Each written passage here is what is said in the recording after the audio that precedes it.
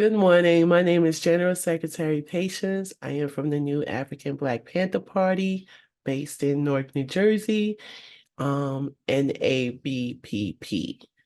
This is NABPP News, and today we're going to talk about the Affirmative Action Commission. A longtime community activist, Mr. Tillman. This is an issue he's been pushing.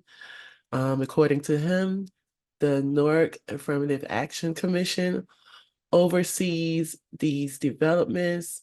They are in charge of making sure that Newark residents are employed, making sure that these tax abatements that the city councils always approves are benefit the residents of Newark. So first we're going to hear the BA speak, because Mr. Tillman has been to the council meeting several times inquiring about the Newark Affirmative Action Commission, why it is not in place. It is law or is legal, and that the city council is not in compliance by having this Newark Affirmative Action Commission. So we're going to hear the BA explain the council and the administration's reasoning for this not being in place. So I'm going to share this video. With respect to comments that the tax abatements are not in compliance due to affirmative action, I just wanted to point out that the agreements that are entered into have an affirmative action component, which requires the developers to use their best efforts. The best efforts language is vague and unfortunately is not susceptible to absolute enforcement. There is an enforcement team in place now to challenge whether or not the developers are using what is called best efforts. In addition to that, we have tasked our law department, I've tasked the law department with looking at the best efforts language to see if we can't strengthen that language, because it is Mayor Baraka's intention to ensure that every project in the city that has a tax abatement uses local vendors, local businesses, and minority women business enterprises as subcontractors or as co-developers. That's one of the objectives of Mayor Baraka's administration, and we're working to strengthen our language to ensure that that happens. Economic and Housing Development has added additional people to the compliance team to ensure that those affirmative action best efforts are used. The Affirmative Action Office under Mr. Louis Baptiste is also working to ensure that those best efforts are complied with. But we have to do a better job, and we do have to strengthen it.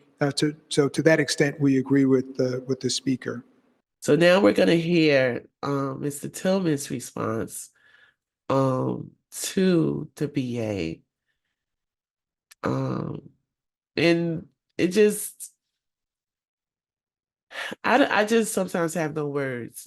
There are policies, there are rules, legislation that that are put in place to benefit the residents that the council and administration is supposed to abide by, according to Mr. Tillman, and they're completely ignored so that they could just let these slumlords, developers, construction companies, just give them free range to just build and charge prices, exorbitant rents, and push us out.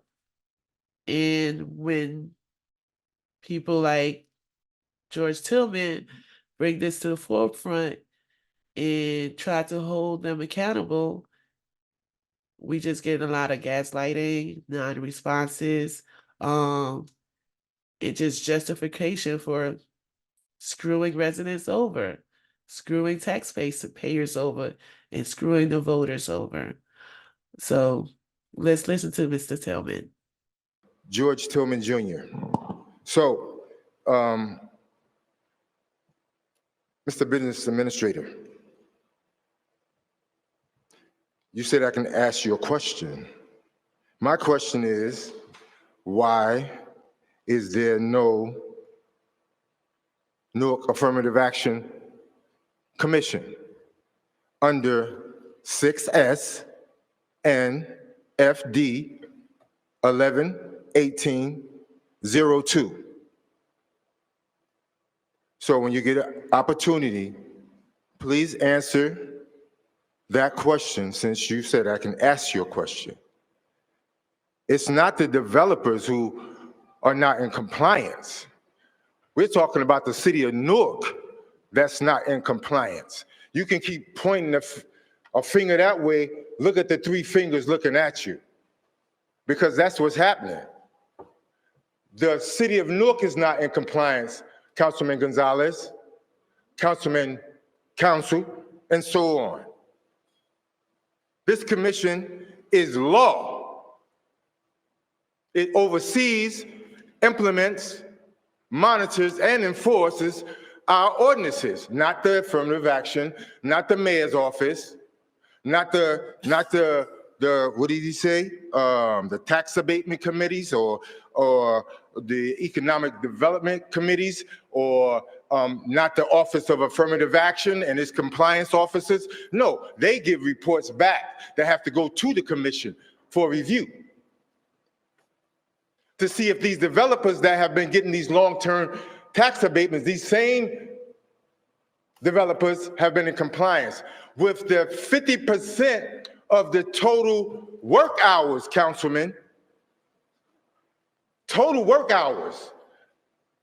That means that if there's 100 hours, 50 of them go to Newark residents. Show me proof.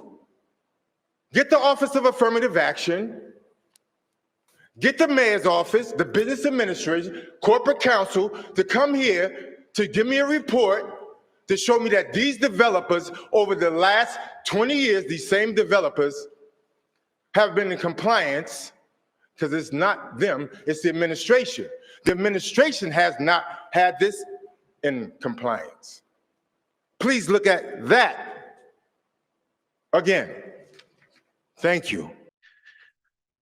So in conclusion, as you can see, there are people fighting, trying to hold these elected officials accountable, trying to use the law to find relief and justice.